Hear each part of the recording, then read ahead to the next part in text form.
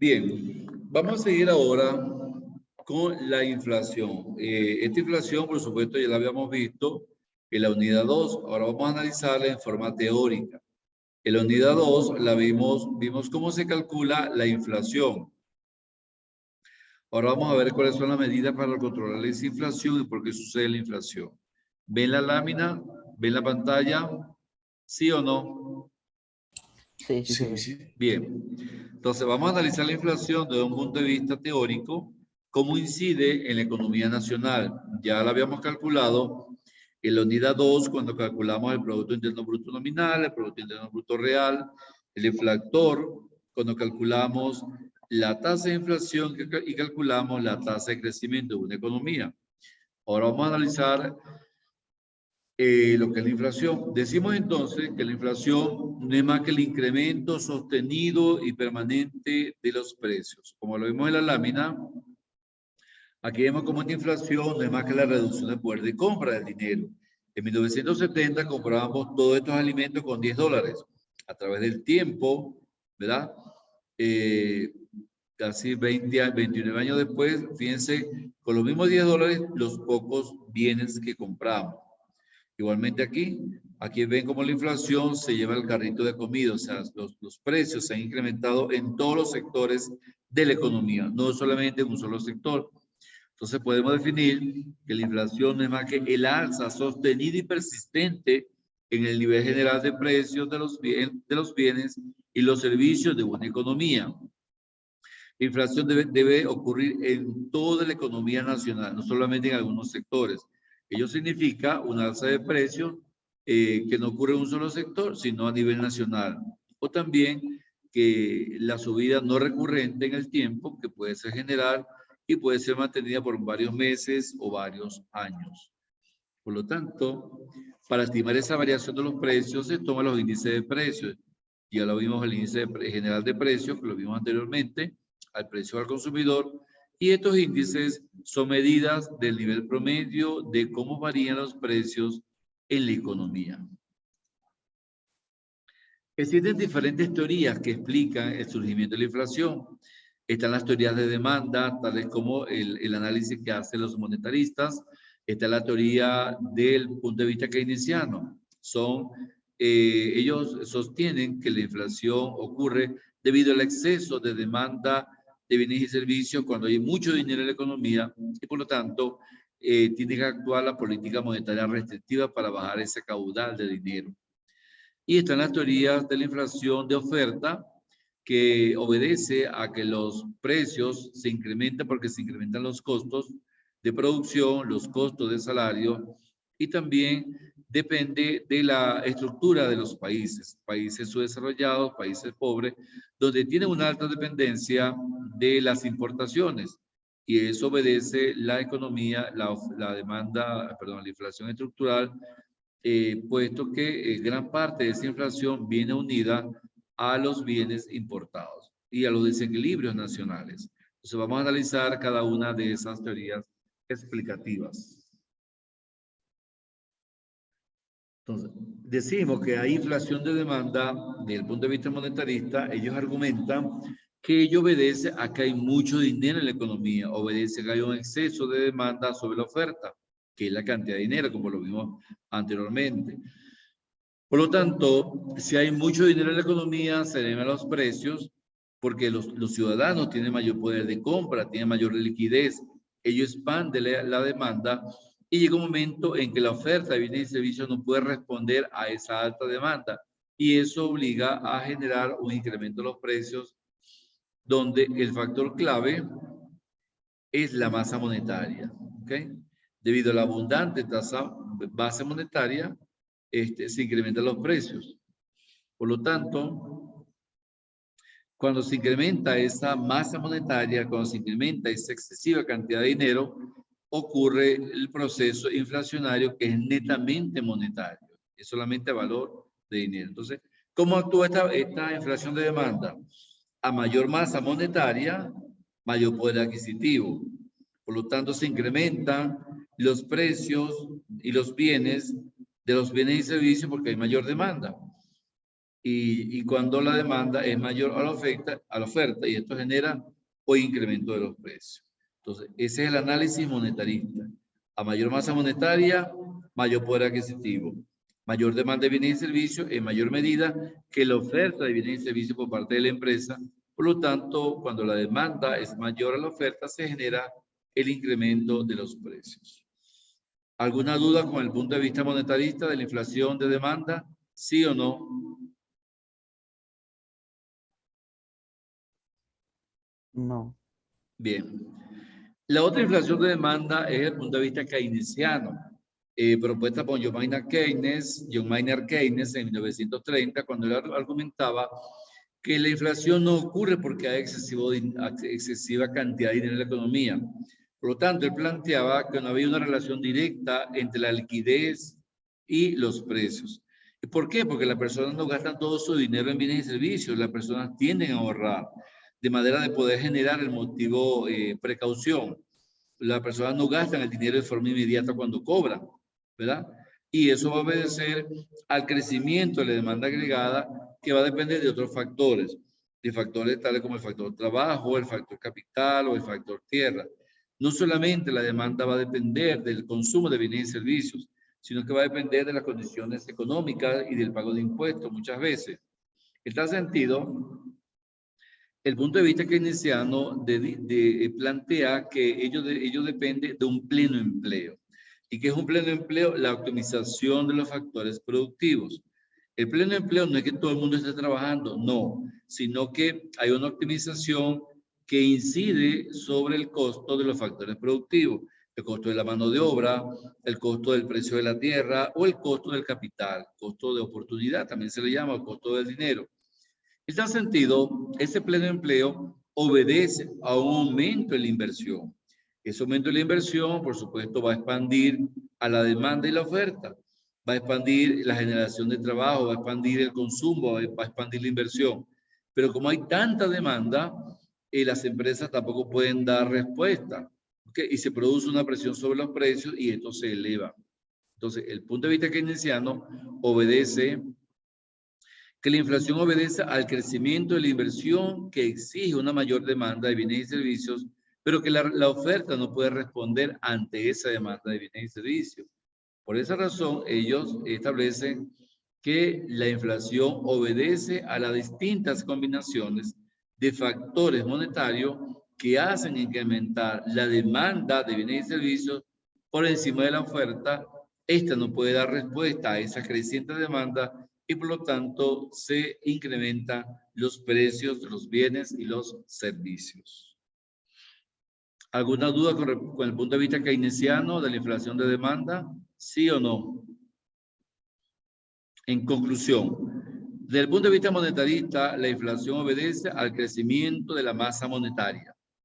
Y desde el punto de vista keynesiano, la inflación obedece al crecimiento de la inversión ocurrida por el incremento de los factores productivos, lo cual genera un pleno empleo, una optimización de esos factores productivos. El otro caso es la inflación de oferta. Esa inflación de oferta se lleva por medio de la inflación de costo, cuando se incrementan los costos de producción, los costos de mano de obra, los costos de capital, los costos de dinero. Quiere decir entonces que esa inflación de costo no es más que el aumento en los precios que se explica en base a la elevación del salario, cuando los sindicatos luchan porque se incrementen los salarios de los trabajadores, esa inflación de costo. Cuando se incrementa el costo de la materia prima, esa inflación de costo. Por supuesto, el empresario traslada esos costos al incremento de precios. También cuando el empresario solicita un crédito y hay un costo financiero, hay un costo que pagar por la tasa de interés. Esos son incrementos en los costos financieros, que es el pago por el uso del capital, lo cual incide directamente sobre el precio, al igual que el costo de la materia prima. Es decir, que todo lo que obedezca a incrementos de costos en salarios, costos de producción, costos financieros y costo de la materia prima, eso es trasladado al precio del consumidor y por ende se produce la inflación. Quiere decir entonces que al aumentar los costos, por supuesto se reducen las ganancias. El empresario no es tan tonto para dejar aceptar la renuncia de ganancia, por lo tanto traslada esos costos al precio y los productos se elevan mucho más. Por lo tanto, los precios de los productos crecen más que la base monetaria y los costos se impulsan y se va mermando una pobreza a nivel paulatina de la población en términos de inflación de costos.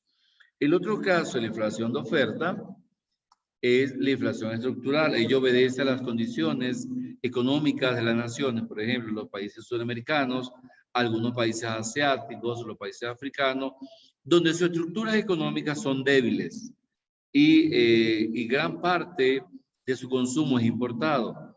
Por lo tanto, esta inflación estructural establece que el origen de la inflación es debido a la ineficiencia económica de los países atrasados y la rigidez por el lado de la oferta de los factores productivos. Esos factores productivos, cuando son rígidos, son los responsables del desequilibrio, entre la oferta y la demanda, y ello obedece a un incremento de precios. También obedece la inflación estructural, como le decía anteriormente, a la alta dependencia de la economía internacional, a la alta dependencia de las importaciones, debido a que esos productos que se importan ya viene unida la inflación internacional en términos de dólar. Quizás en el Ecuador esta inflación no es muy significativa, dado que, dada la moneda del dólar, ya la inflación ya viene equilibrada. ¿Okay? Pero en otros países que no tienen el dólar como moneda de patrón de pago ni de patrón de cambio, al convertir pesos, por ejemplo, o bolívares en dólares, ya viene unida la inflación que afecta a los países que sí tienen esas monedas. Y eso se transmite a través del comercio exterior. Esa inflación se transmite a través del comercio exterior, como les decía, por medio de las importaciones. ¿Alguna duda, alguna pregunta con la inflación de oferta? ¿Sí o no? Profe, ¿podría repetir inflación de costos? La inflación de costo obedece a que se incrementan los costos empresariales. ¿Cuáles costos empresariales? Cuando el gobierno decide que se deben incrementar los sueldos y los salarios, cuando hay aumento en los costos de producción, cuando hay aumento en los costos de materia prima, cuando hay aumento en el costo del dinero cuando un empresario solicita un crédito al banco. Entonces el empresario transmite esos costos al precio final de la venta de sus productos. Esa es la inflación de costos. O cuando el sindicato de una empresa lucha porque se incrementen los sueldos y los salarios. Cuando el gobierno decide que el sueldo mínimo se incremente de $400 a 425, esa es una inflación de costo. Quiere decir que la inflación que estamos observando ahorita en el Ecuador obedece a inflación de costo. Aunque la inflación es mínima, es imperceptible, pero eso obedece a que se han incrementado los sueldos y los salarios por vía gubernamental. ¿Me di a entender? ¿Me supe explicar? Sí, profe, gracias. Ok. Seguimos.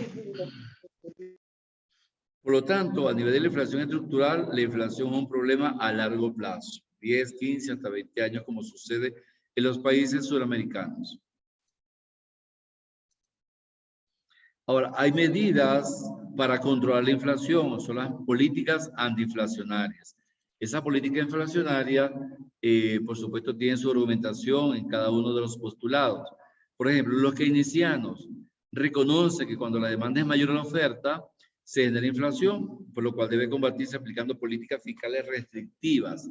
¿Y qué son las políticas fiscales restrictivas? Incrementar los impuestos. Los impuestos al consumo, el impuesto a la renta, el impuesto al débito bancario. ¿Con qué propósito? Con el propósito de reducir el gasto público y la oferta monetaria, que es lo que se genera la inflación. Quiere decir que a través de esas políticas fiscales restrictivas, a través del incremento de impuestos, se podría reducir la inflación, porque eso elimina el exceso de dinero que hay en circulación. Por su parte, los monetaristas establecen que cuando hay inflación y hay desempleo simultáneamente, se recurre a políticas monetarias restrictivas. ¿Y qué son las políticas monetarias restrictivas? Descender la tasa de interés. Descender la tasa de interés por concepto de ahorros y por concepto de créditos. Quiere decir que una persona ya no va a cobrar el 1% mensual por sus ahorros. y el banco tampoco va a cobrar un 14, un 16% o 24% por la concesión de crédito.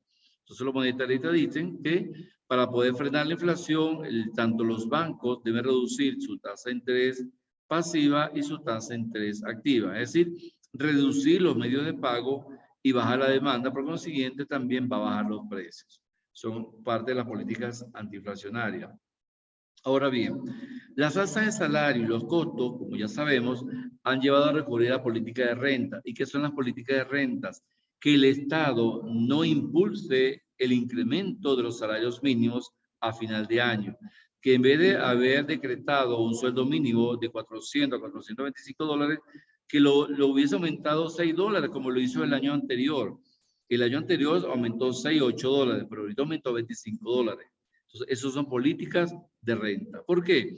Porque estas políticas de rentas actúan en forma negativa sobre los salarios, sobre los precios, obligando a los sindicatos a que luchen por los derechos de sus trabajadores. Por lo tanto, el empresario tampoco va a impulsar una política de renta cuando ve que su empresa está mermando, cuando ve que está generando pérdidas. Por lo tanto, el Estado incluye en controles de precios y de salarios o el Estado actúa mediante vía legislativa. ¿Y qué es actuar mediante vía legislativa? Cuando el Estado determina que en época de pandemia no se despida a los trabajadores, sino que se les reduzca el sueldo hasta que pase la pandemia o los ponga a trabajar por horas, pero que no reduzca el plantel de trabajadores, sino que a través de negociaciones con los sindicatos se pueda promover que unos trabajadores vayan en la mañana, otros vayan en la tarde, o tengan su teletrabajo, o se les reduzca el sueldo por un tiempo prudencial. Igualmente como ocurrió también con la baja de tasa de interés cuando hubo la pandemia.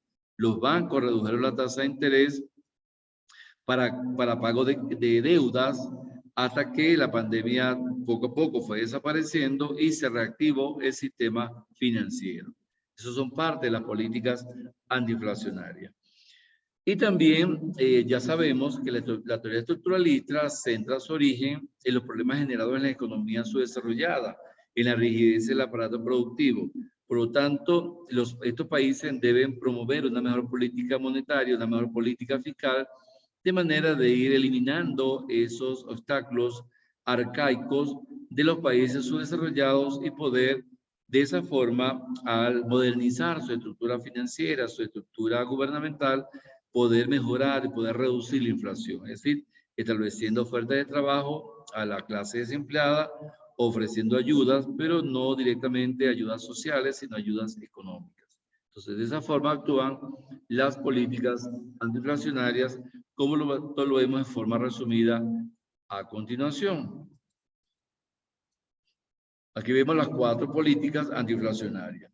Según la teoría de la demanda, ¿verdad?, los keynesianos dicen que la inflación se puede controlar a través de medidas fiscales restrictivas, es decir, a través de incremento de impuestos. De tal manera que eso va a generar una disminución del gasto público y una disminución de la masa monetaria o de la oferta monetaria. Los monetaristas establecen que se apliquen medidas monetaristas crediticias, es decir, que se reduzca la tasa de interés, tanto la tasa de interés activa como la pasiva, de tal manera que ello también reduzca la oferta monetaria y por ende va a reducirse los precios. Y según la teoría de la oferta, se plantea la teoría de los costos, es decir, que el Estado no decrete el incremento del sueldo mínimo a través de la política de renta y que haya un equilibrio entre los acuerdos de los sindicatos y los empresarios de manera de poder equilibrar los sueldos a los precios. Y la teoría estructuralista, donde el Estado debe garantizar una mayor flexibilidad de adaptación al crecimiento y desarrollo económico de los países, mejorando sus estructuras políticas, mejorando sus estructuras gubernamentales, de tal manera que ello exige mayor transformaciones estructurales profundas en cuanto a la modernización del Estado. Entonces, de esa forma, vemos las políticas antiinflacionarias. ¿Alguna duda, alguna pregunta? ¿Sí o no?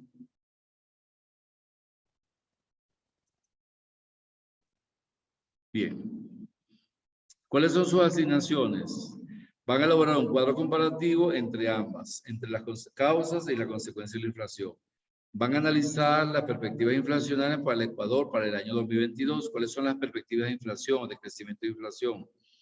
Van a investigar algunos conceptos. Conceptos de deflación, estanflación, hiperinflación, inflación galopante, desinflación, inflación subyacente y hiperinflacionaria. Esas son asignaciones para el examen parcial, segundo examen parcial. Ahorita al terminar la clase, van a presentar la prueba corta de anoche. Ya con la clase de hoy ya pueden completar esa prueba. Por supuesto, la nota de anoche, que la mayor nota fue 4 o 5, no recuerdo, esa nota se elimina de manera que puedan salir mejor en este examen que les voy a colocar a continuación. ¿Alguna duda, alguna pregunta? ¿Sí o no? No, economista, todo claro. No, Bien. profe. Entonces, en 5 minutos presentan su examen. Es el mismo examen de anoche, pero ya basado en la clase de hoy y basado en toda la unidad número 3.